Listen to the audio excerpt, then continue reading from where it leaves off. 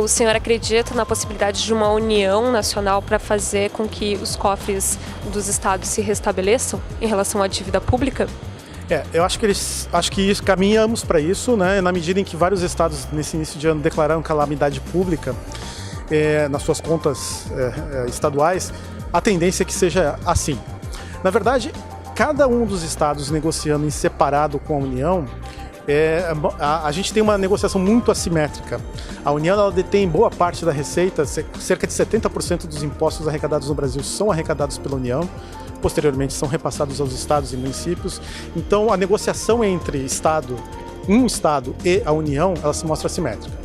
Na medida em que vários estados declararam calamidade pública, na medida em que vários estados apresentam problemas para até mesmo quitar as suas folhas de pagamento, eu acredito que a união entre esses estados, uma única negociação, possa ser mais efetiva do que negociações no varejo, negociações separadas entre os estados. O problema aqui é que provavelmente essa união nacional na qual tu chamou, dos estados para negociar com a União, ela bate em algumas propostas que estão na agenda do governo federal. Primeira, a proposta previdenciária. Os estados, pressionados, veja o caso do Rio Grande do Sul, onde, por exemplo, mais da metade da folha de pagamento é destinada a inativos, os estados estão muito pressionados pela previdência pública. Então, é possível que a negociação das condições financeiras dos estados seja muito percebida durante a negociação da proposta de previdência ao longo de 2019. Essa proposta sendo encaminhada ao Congresso, a gente já tem alguns elementos, será muito importante para a evolução dos estados.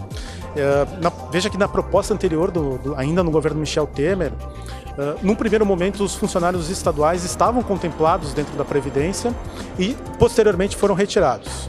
Acredito que agora não há espaço para essa retirada. Acredito que os funcionários estaduais e, portanto, os estados estarão contemplados dentro da reforma da Previdência.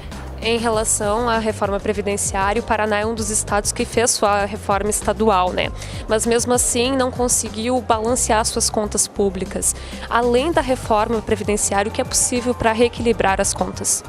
Na verdade, o Paraná ele é um estado invejável, porque ele tem ainda, é um dos poucos estados brasileiros, junto com Santa Catarina, São Paulo e os estados do Centro-Oeste, que possui capacidade de investimento.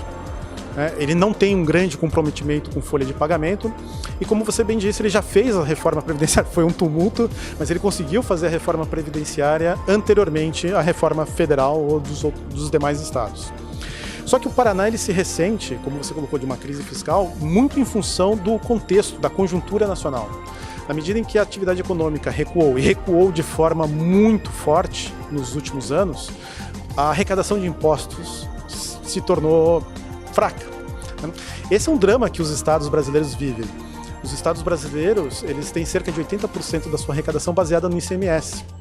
Um imposto que é, como a gente chama, procíclico, ou seja, ele vai bem, ele desempenha bem na medida em que a economia desempenha bem.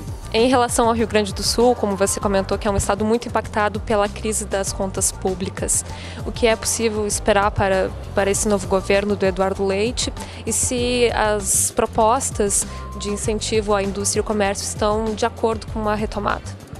A minha sensação é que o governo estadual do Rio Grande do Sul ele permanece, como no mandato passado, ele permanece submetido à gestão de crise.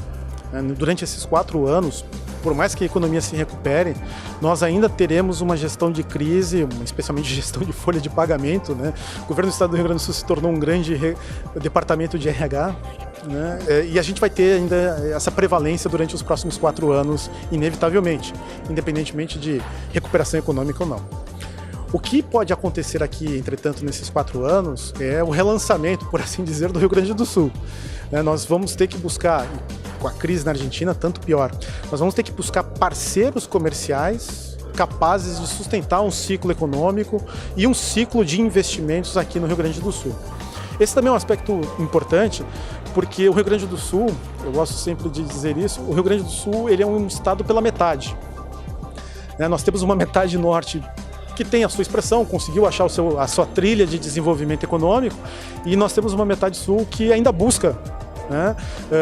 O que seria a sua indústria de expressão, o que seria a sua atividade de expressão, tem dificuldades quanto à localização.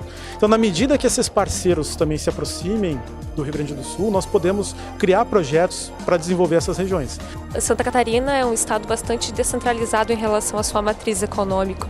Então, essa seria uma forma de potencializar as economias? É por isso que o estado foi tão pouco impactado em relação à crise? Eu tenho o sentimento que sim. Eu tenho o sentimento de que Santa Catarina, não só do ponto de vista econômico, mas do ponto de vista social, né, do ponto de vista humano, ele consegue o sucesso. Alguns atribuem, por exemplo, ao tipo de imigração que houve em Santa Catarina, etc. Eu gosto de atribuir isso ao tipo de descentralização que houve em Santa Catarina. Se nós voltássemos no tempo, há 20, 30 anos atrás, por exemplo, o oeste de Santa Catarina, né, ainda estava por se desenvolver. De lá para cá, as indústrias frigoríficas cresceram, né, e o oeste de Santa Catarina pôde atender, inclusive, o mundo, pode-se dizer, né, com o seu produto.